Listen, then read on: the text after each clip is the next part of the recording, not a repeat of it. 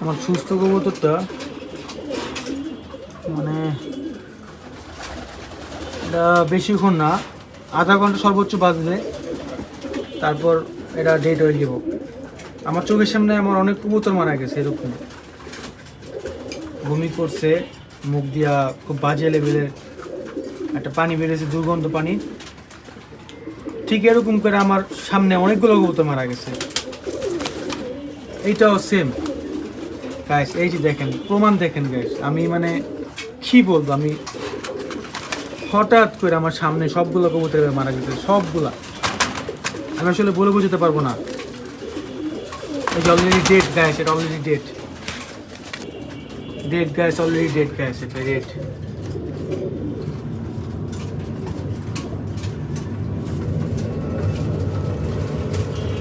শেষ।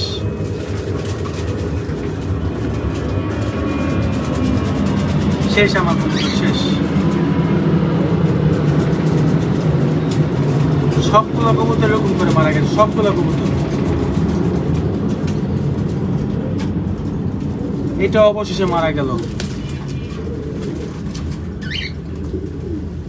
Dead guys. আমার চোখের সামনে এরকম করে আমার সবগুলো কবুতর মারা গেল। আমি কিছুই করতে পারলাম না, আমি কিছুই করতে পারলাম না। আমার কবুতরগুলো শেষ, এটাও শেষ, এটাও মারা গেল। আমার চোখের সামনে এরকম করে সবগুলো কবুতর মারা গেল।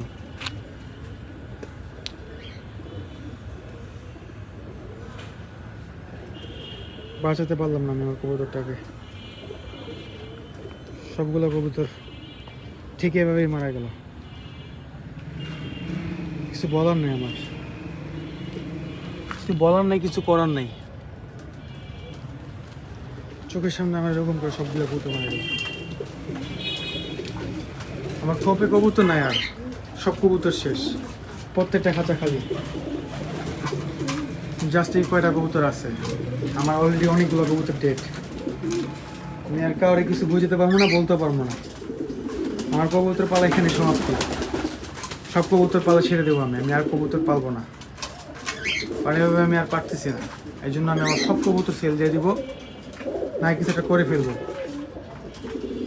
আমি এভাবে কবুতর পালতে পারতেছি না। এটাও বাঁচবে না, এই কবুতরটা বাঁচবে না। অনেকে হয়তো বলতে পারেন যে জব করে খা ফেলেন বা সেই। আসলে আমি জব করতে চাই না কবুতরগুলো, শখের কবুতর আমি